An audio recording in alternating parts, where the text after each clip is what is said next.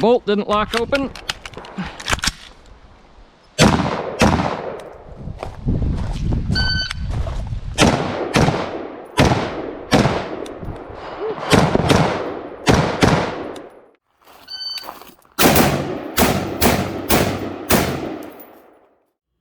Hi guys, welcome back to Triple F Shooting. As you can see, I have a Vietnam era looking M16 laying on the table.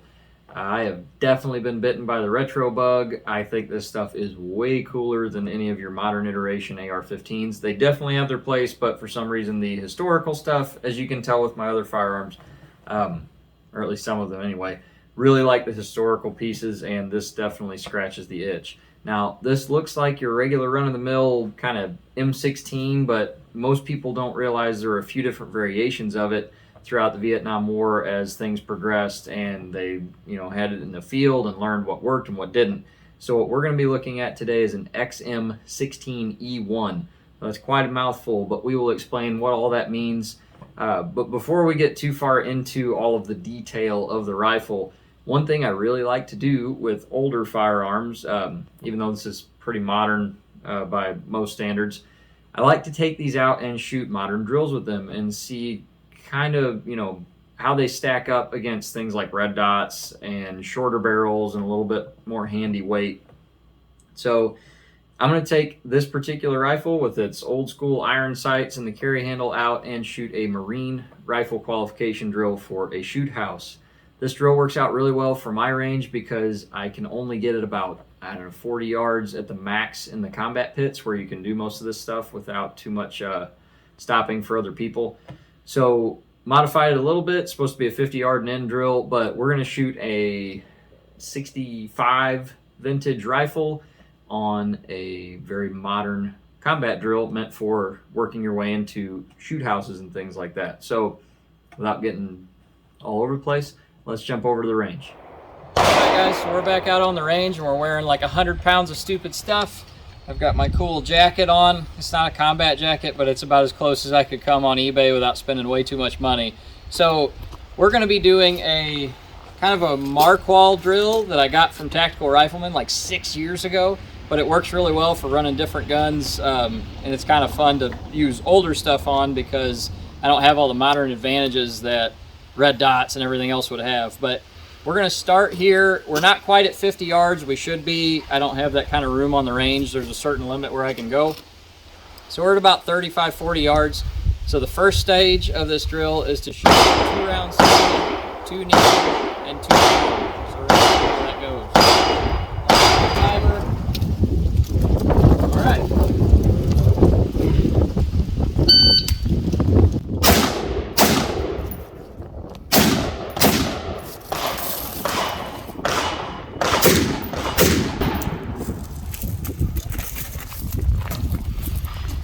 Okay, we're going to go to the next stop.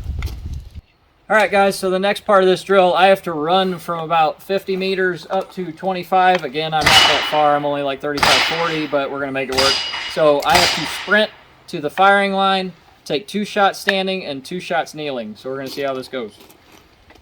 And running with all this kit is extra special because everything's banging around.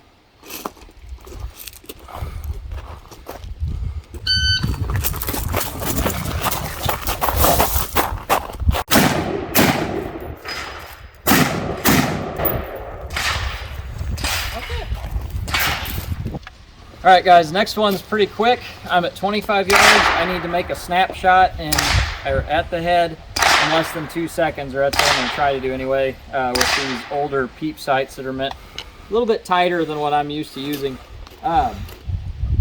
See how that goes. Starting from low ready.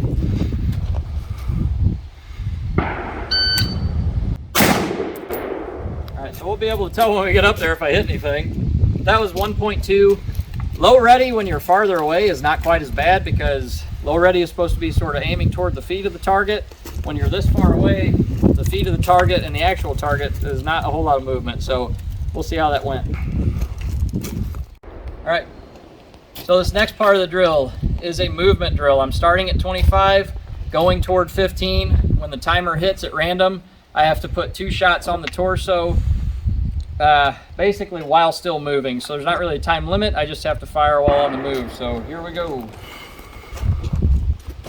Starting the timer.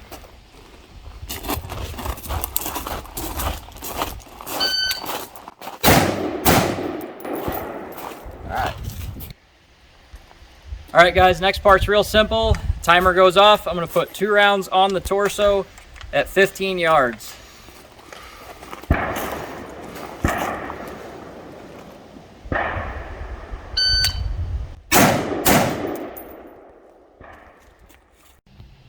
All right, next part of the drill, I'm at 15 yards. I'm gonna be moving to 10, and I have to do a failure drill while moving. So that means 2 rounds in the upper torso and 1 round on the head to finish it. Again, I'm gonna start moving and wait for the buzz.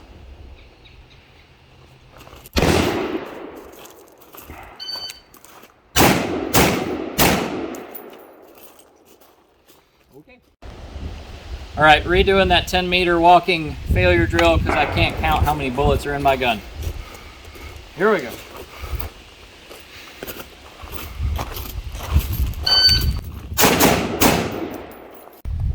All right, this last part is extremely close. We're going 7 yards to 3 yards failure drill on the move. So rounds are gonna hopefully hammer off a lot faster on that torso, and then I have to really focus on like not over swinging the head. So here we go.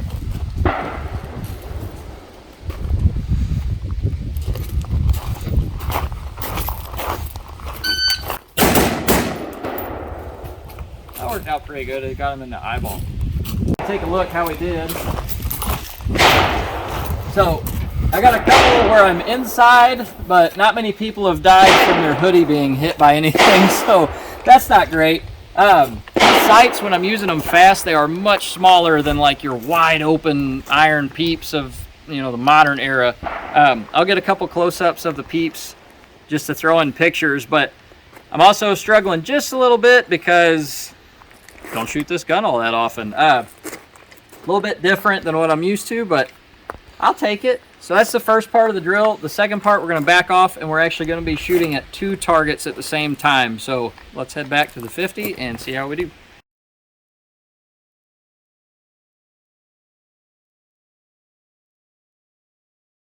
All right, guys, we're down in the dungeon to take a quick break from the drill to kind of go through all of the different variances of an XM16E1. So there are a lot of channels that do a really great job of explaining all the controversy behind the M16 when it came in. It took the place of the M14.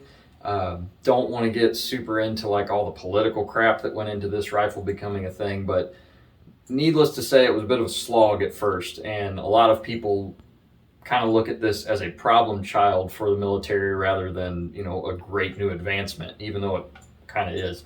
So what we're going to do is, I don't have an M16 or an XM16 to go through and look at with you, so I'll flash in some pictures kind of as we go. We're focusing on an XM16E1. Now the X just means experimental, so that means at this point this rifle was not officially adopted into the US military, even though we were buying a lot of them and using them. So that's what that X means. There's really nothing more mysterious to it than that. So we're going to start at the back of the rifle and work our way up. So first thing you see is you have a solid stock. This is not adjustable in any way, shape, or form, although with this iteration it is shorter than what most of your modern stocks are today. So this is an A1 length. I will throw in some numbers for how much shorter it is, but it actually does feel, to me, a little better to get down on the gun. An A2 style stock, which is your modern style length, is going to push you back, you know, maybe about a half an inch to an inch. Again, I'll throw those numbers up, but you can see I do not have a trap door on this particular rifle. That was not on every single M16 that ever happened. Most people think of like an A2 rifle or the M16A1 as, oh, I should have a trap door here for my cleaning kit and things. When these first came out, they didn't even get cleaning kits because it was supposed to be, you know, presented as a self-cleaning rifle, and I think that was, again, some of that political slog where they didn't really want this to do very well. Anywho, I have a standard sling swivel back here that is roll pinned in place, a little bit noisy with a standard GI issue sling, so that's something that maybe could have been taped down or done a little better than that factor, because when you're walking through the jungle, that's probably not great. As we move forward, the A1 handle has no spur, as most people would be used to on like a modern M4. I do not have a little trigger spur. I just have this smooth handle, and hopefully the camera's picking it up, but I have kind of this mottled looking, almost Bakelite material, and it was kind of a form of that back then. It's not a modern plastic like you would think of it. I'll get to the fore end here in a minute, but it was the same material. You can see on the E1, so this is one of the major differences between the M16 and the E1. I have a, holy crap, the name is escaping me. I have a forward assist. Ugh. So it is a teardrop style. So on anything newer, it's going to be just a round peg, but in the Vietnam era, this teardrop, which I think looks cooler. I don't know if it's any better or not, but I sure like the look of it. That teardrop was for your forward assist. And I guess before we go too much farther, I have no ammo in the gun. And we are clear. This particular mag doesn't always hold it open. Standard charging handle, as basically any AR most people get out of the box unless it's modified in some way. I have my latch and just a regular T-shaped handle, nothing fancy there. You can see that this is a carry handle upper. There is no putting optics on this in the traditional sense, or what we're used to with kind of a flat top pick rail. I have an integral carry handle with a slot cut into it so that my peep sights can get to my front sights. There is actually a scope mount, and later, like in the late 80s, early 90s, there is a rail mount people would put here to put red dots and things like that. But that would push your head pretty high up off the gun instead of being down on the sights. You get kind of a chin weld, similar to using see-through scope mount. As we go, I'm gonna shut this. You can see I have a phosphated bolt carrier group. I don't believe that's 100% correct. At that time, there definitely would have been hard chrome. They did phosphate and roll that in by the M16, I believe. I don't know how common it would have been to be seen in an E1 unless it was, you know, got new parts, re-arsenaled kind of thing. Dust cover is fairly standard fare. You can see here, so a regular standard XM16 did not have this fence. And what that fence is actually for is to capture my front takedown pin. On the original XM16, that was not captured. If you lost it, you could not put your gun back together, which was sort of a problem if you needed to fight with it. So they put this fence in here. There's a spring and a detent that captures this pin. Some people also say that it helps to keep from depressing your magazine release on accident, but I don't know how much that would really help. On a full-bore M16A1 that was actually adopted, you would have had, and on every M4 and everything beyond that, you have this full fence that stands up and kind of covers that with a little box to keep you from inadvertently depressing your mag. We'll flip it this way. Upside down instead. Well, let's just do it right. So you can see on this side of the gun, I have a very standard safety lever. The real ones would have gone all the way forward for a giggle switch, but this is a semi-automatic variant, as you can see, made on a Brownells lower receiver, which they did a really good job of making kind of each iteration. Everything else is pretty standard. I have a regular bolt catch, not too much crazy going on there. Going forward, so where most people would expect, 20 round mags. Those were the original thing when the XM16 and E1, all the way up into late Vietnam War, before you really started seeing 30 round mags, and those were scarce. So we're operating off 20 round box mags, which I think look really cool, but 10 rounds is 10 rounds better. So 20 rounds goes pretty quick, especially with full auto fire at, you know, your 800 to 900 round per minute rate that some of these things did. Moving forward, I have a slip ring. So where most people would expect to see a delta ring, which is kind of a wedge shape, this was the original style. That works, but it's actually fairly hard to get your hands on. You know, there's a good reason they went to the delta ring. You can see that my front handguard is triangular shape, which actually feels really good as far as gripping the gun. These are not the original handguards. I have those over there rubber banded together somewhere, because right where they meet the slip ring, that kind of plasticky Bakelite material was starting to crack all the way around, and I really didn't want those to completely break, so I stuffed them away so that they can pretty much never be used again, and I'll just have them, which, you know, sounds stupid. But I have a triangular, basically backside of my gas block here to capture the triangular shape of my fore-end. I have a gas block front sight post, very thin pencil barrel that would have, at that time, I believe, still been a 1 in 12 twist rate, meaning I can pretty much only use, not only, but I'm only going to be accurately able to use 55 grain ammo. So no 62 grain through this stuff. It's probably not going to stabilize it very well. I'm going to stick to lighter weight bullets because of that twist rate. A cool bayonet, because why not? You know, this is an M7, I believe. This is a Colt bayonet. We'll get to that later. So I'm going to try not to stick myself in the foot with it. All good. This is an A1 style bird cage, so you can see the slots go all the way around, which is not great if you're laying prone because it's blasting leaves and everything around like that. Does a pretty good job of flash suppression. Maybe not totally correct for an XM16E1 because you should have that kind of goofy little rounded 3-prong duckbill, if you want to call it that.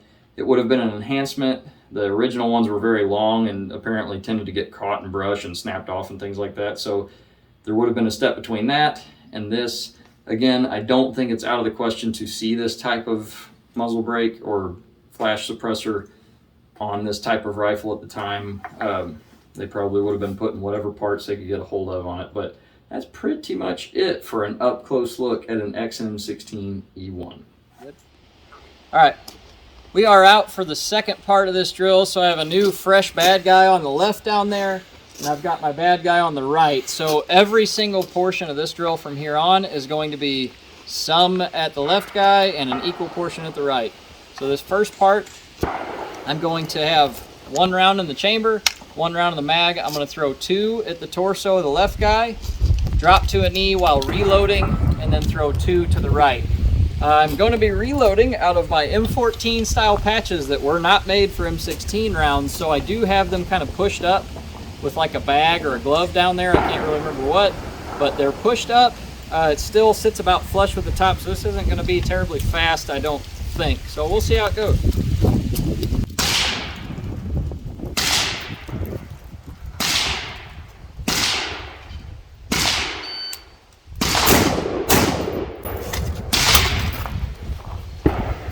Bolt didn't lock open. Alright, that was terrible. That was 10 seconds. Okay. So for some reason, I did not get bolt lock. I don't know if it just skipped over the lifter or what. It is an old gun with old parts in it. So that's kind of what you get sometimes. Alright guys, for the next step, again, we're using 2 targets. We are now at the 25-yard line. We're going to be moving to 50, and on the move I have to put 2 in each torso.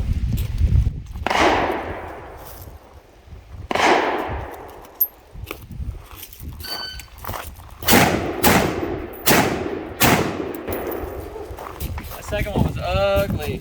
I felt a lot of bounce. Alright, now we are at 15 yards, and we're going to just put 2 in each chest, so we're working on a little bit faster speed off the trigger here.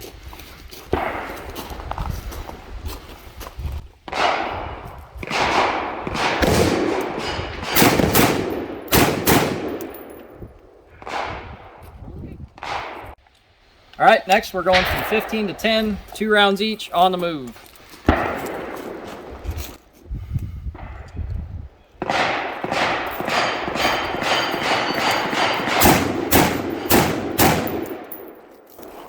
All right, I'm pulling rounds all over on that right guy. I'm actually swinging past and not getting stopped before hitting the trigger.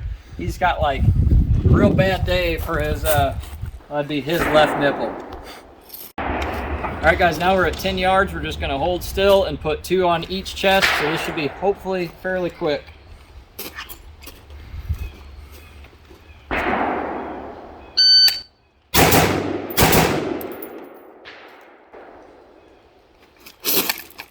think I pulled a little low on the second guy. We are gonna be shooting from 10 yards working into 3 yards. We're gonna do a box drill. So a box drill, I have 2 targets. I'm gonna put 2. It's basically a double failure. So I'm going to start on the left guy, 2 rounds to the torso, go to the right guy, 2 rounds to the torso, and then head. So I make this kind of box movement. So 6 rounds total. We'll see how it goes.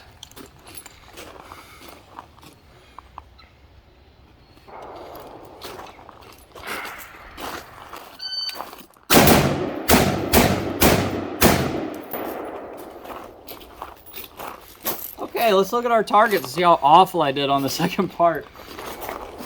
All right, starting on left guy, which is the target that I'm basically aiming at his feet before I go. That's not terrible. That's a real similar spread to my first.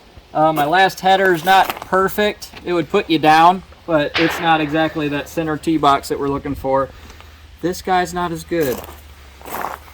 All right, so like I was saying, I basically just like his whole left side's having a bad day because I kept throwing to the right and I wasn't stopping my momentum quick enough.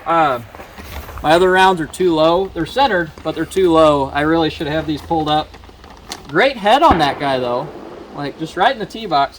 And then his gun's not working anymore. I put that out of commission for him. But so I didn't really use a scoreable target. That's really how this drill is supposed to be done because it's a qualification drill for the Marines for like a shoot house or something, if I remember the video right. Definitely going to be putting an AK on this just to kind of compare it to the M16 at the time. Try to get something close to what you'd see in Vietnam. Mag capacity definitely on the AK, but this guy's a lot lighter recoiling, a little more consistent cheek weld, that kind of thing. So we are going to head back up and probably go back down into the dungeon to talk about the M16 a little bit more.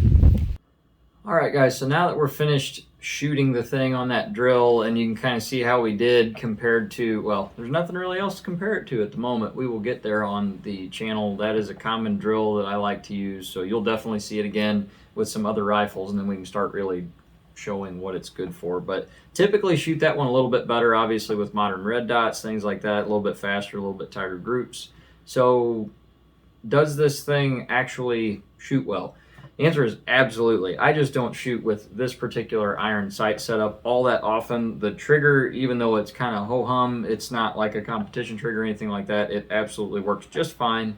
You can see that when I'm getting in close on some of the failure drills and just the 2 and 2, you can work the trigger very quickly. There's very low recoil. A 20-inch system with a full-length gas system shoots absolutely wonderful. The only thing I will say about, I don't know if it's something to do with the plastic or maybe the spring is getting old in this one. I'm not sure. I'm not a gunsmith, but it sort of sounds like you're hitting a clown in the head with like a dead blow hammer every time this thing goes off. You get this big like clang, like Bozo the Clown sound every time you pull the trigger. Pretty much anyone that's ever shot an AR-15 has some version of that. There are some that are quieter and some that are louder depending upon the parts in it, but this one is like crazy loud. Anyone that's ever shot it is like, oh my god, it sounds like a toy when it goes off, and it kind of does. So you can kind of see where when it first came into service, some of the guys using it would have been like, I'm not touching that thing. It's not made out of wood and steel, and it sounds like a toy every time I pull the trigger. So let's talk about that just a little bit. When this thing came into service as the XM16, that would have been around 1962, I believe. Again, it did not have a forward assist. So the bolt didn't have any kind of the chatter marks for that thing to ratchet against. I had no magazine fence. I had just completely smooth side, lower and upper.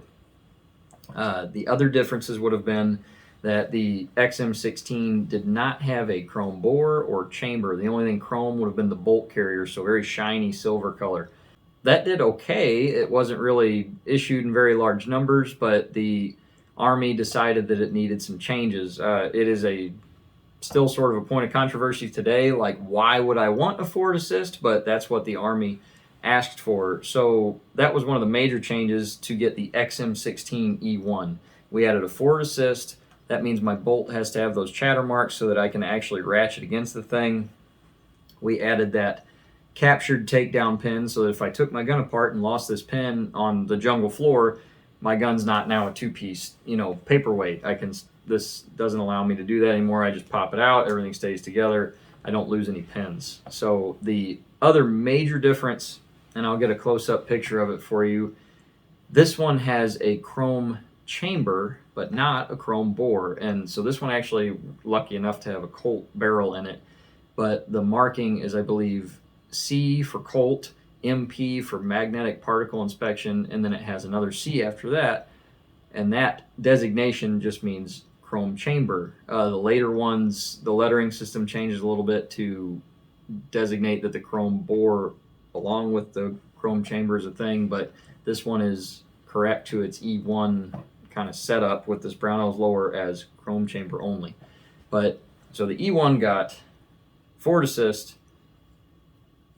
whatever you detent pin to be able to keep that thing from flying out and losing it, and then a chromed chamber. From the few veterans that I've had the awesome experience of speaking to, the chrome chamber was a big deal because even if your bore started to rust out and go bad, at least the gun would shoot. Earlier guns, if you did not have that chrome chamber, you'd start getting stuck rounds. It would actually start breaking down and letting gas around it in the chamber and just really seizing things up and causing major issues. So the couple of guys that I have been able to talk to say that the chrome chamber helped a lot. Obviously, chroming the bore would have been even better. But for the E1, really just major differences are obviously apparent, and then that chrome chamber. But that would have happened around 1965. This particular style, or this variation, the E1, would have been like, if you've ever seen the movie We Were Soldiers, this is what they were going to be using. This was kind of the first major wave of M16s to enter the military. Was at 1965 in the Battle of, I'm going to butcher the name, but I think it's like Drang or Drang, something like that. But one of the other, well, not other, really the first time we used helicopters heavily as the air cavalry. So this thing kind of goes right along with it. Very modern tactics, very modern rifle. And all reports coming back from that battle were overwhelmingly good. You have a lightweight rifle that operated pretty well. They weren't in country very long, so rust isn't really an issue. Controllable full automatic fire for suppression capabilities, even though you're still kind of stuck with this 20-round box mag. But everything out of this gun says it did a great job, at least in that 3-day battle that was kind of a cluster. Over the M14, you could see where that would be awesome because this thing weighs around, I believe, 7 pounds loaded out, where an M14 is closer to 10 or 11. Full auto fire is actually controllable out of this thing. I've had the wonderful chance to shoot full auto a couple of times, and these really are pretty controllable. An M14 is not. It's bouncing all over the place, much more powerful round, heavier round, not necessarily suited to lugging around all day. But this thing did really well in country the first couple of battles, and then it started to rust and things started to go yucky on it.